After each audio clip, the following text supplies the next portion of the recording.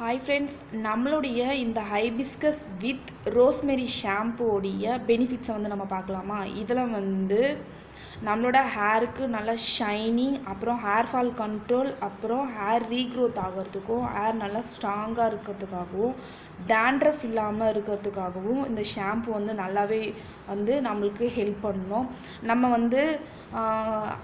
Hair wash பண்ண பிறகு நம்ம கண்டிஷ்னர் யூஸ் பண்ணுவோம். நம்ம இந்த ஷாம்புவை யூஸ் பண்ணுறதுனால நம்ம கண்டிஷ்னர் யூஸ் பண்ணணுன்ற அவசியமே கிடையாது.